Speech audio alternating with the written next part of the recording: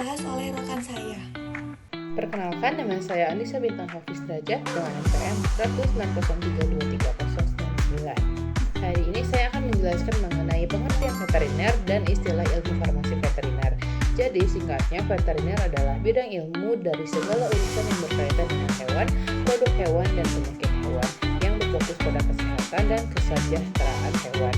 Sementara farmasi veteriner adalah cabang ilmu farmasi yang secara spesifik mempelajari proses meracik, memformulasi, membuat, menganalisis, serta menstandarkan obat hewan, yaitu sediaan yang digunakan untuk mengobati hewan, dengan mempertimbangkan aspek farmakokinetika, nasib obat dalam tubuh hewan, dan farmakodinamika, mekanisme kerja obat, serta memastikan keamanan dalam hal dosis, efek samping, dan waktu henti obat sebelum produk dikonsumsikan pada hewan.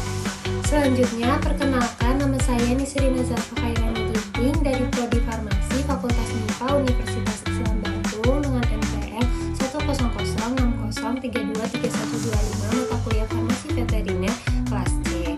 Di sini saya akan menjelaskan mengenai hewan dan manusia, lalu pengobatan pada hewan.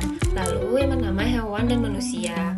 Hewan ini merupakan bagian yang tidak dapat dipisahkan dari kehidupan manusia karena hewan ini dapat berguna sebagai makanan, penghasilan, kefarmasian dalam zat aktif dan juga tambahan, lalu ada dia sebagai terapi, lalu bisa pendamping disabilitas dan juga keperluan militer dan kepolisian, dan juga dapat menjadi kesenangan bagi kita. Lalu hewan ini bisa menjadi penyakit menular bagi kita.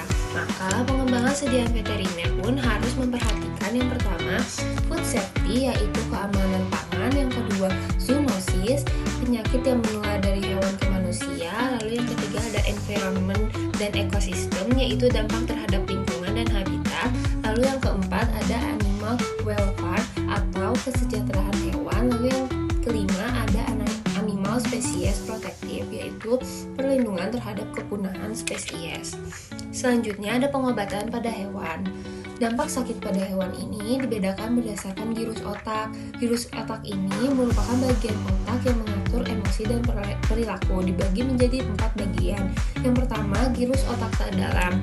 Gyrus otak tak dalam ini kecerdasannya rendah sehingga nalurinya pun rendah dan mudah terancam dan rentan penyakit. Yang kedua, gyrus otak sedang.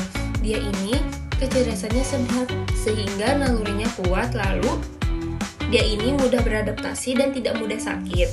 Lalu yang ketiga ada gyrus otak dalam, yang dimana kecerdasan ini tinggi dan naluri bertahan hidupnya juga tinggi. Lalu maka dia dapat mampu menghindari penyakit, bahaya dan penyakit. Lalu yang keempat ada gyrus otak sangat dalam, yang dimana kecerdasan ini tuh tinggi tapi naluri bertahan rendah sehingga tidak mudah hindari serangan penyakit. Perkenalkan, nama saya Nur Aisyah dengan NPM 160323096. Falsafah obat dan pengobatan adalah pandangan dasar atau prinsip yang menjadi landasan dalam memahami dan menggunakan obat secara benar, bijak, dan juga bertanggung jawab. Falsafah ini menekankan bahwa obat bukan hanya sekedar bahan kimia untuk menyembuhkan penyakit, tetapi juga memiliki makna sosial, etika, dan kemanusiaan. Penggunaan obat harus mempertimbangkan manfaat dan juga resikonya, tujuan pengobatan, kondisi pasien, serta dampaknya terhadap kesehatan secara menyeluruh. Dengan kata lain, falsafah obat dan pengobatan mengajarkan bahwa pemberian obat harus berlandaskan ilmu pengetahuan, moral, dan rasa kemanusiaan. Bukan hanya untuk mengobati gejala, tetapi juga untuk meningkatkan kualitas hidup. Dalam konteks farmasi veteriner, falsafah ini diterapkan pada hewan, baik hewan peliharaan, ternak, maupun satwa liar.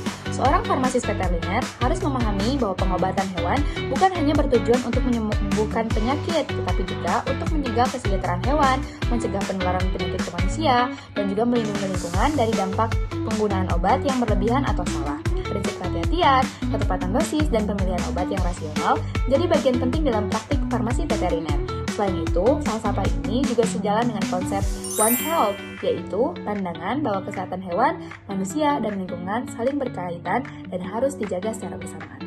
Selanjutnya, perkenalkan, nama saya Nursusi Alia Putri dengan NPM 1006063232120. Di sini saya akan menjelaskan mengenai strategi pengobatan dalam kedokteran hewan.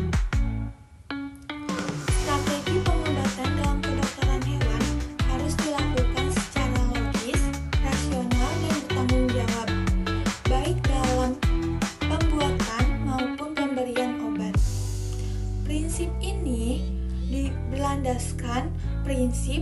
Maximum Asclepiades yang ditemukan oleh Asclepiades dari Bithynia 460-370 sm.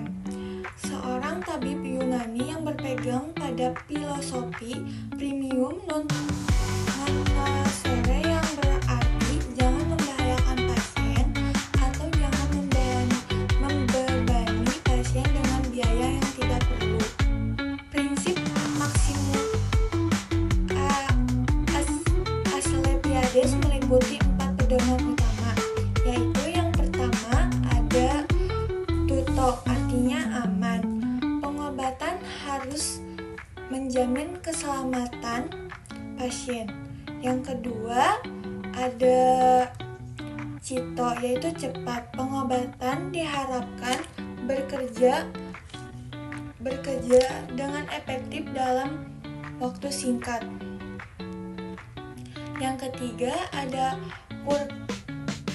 curare, artinya manjur. Obat yang digunakan harus memiliki khasiat yang terbukti. Yang terakhir ada jucunde, artinya menyenangkan. Pengobatan sebaiknya memberikan kenyamanan bagi hewan. Perkenalkan, nama saya Novi Indrianita Fitri dengan NPM 1006063233123. Di sini saya akan menjelaskan tentang sediaan veteriner dalam kefarmasetikaan. Sediaan veteriner itu adalah obat atau produk farmasi yang dibuat khusus untuk hewan supaya bisa menjaga kesehatan dan mengobati penyakitnya. Bentuknya bisa bermacam-macam, misalnya obat suntik untuk hewan ternak, tablet atau kapsul untuk kucing, obat tetes atau sirup, dan salep atau semprot kulit untuk luka ataupun jamur. Yang terpenting, obat hewan tidak boleh disamakan dengan manusia karena cara kerja tubuhnya berbeda. Contohnya, paracetamol aman jika dikonsumsi oleh manusia, sedangkan jika dikonsumsi oleh kucing, maka bisa menjadi racun. Demikianlah video presentasi dari kelompok 4 kelas C mengenai pengantar ilmu farmasi veteriner. Kami mengucapkan terima kasih kepada Bapak Apoteker Gita Cahya Eka Dharma Spam MSI selaku dosen pengampu mata kuliah farmasi veteriner. Kami mohon maaf apabila terdapat kesalahan atau kekurangan dalam penyampaian. Wassalamualaikum warahmatullahi wabarakatuh.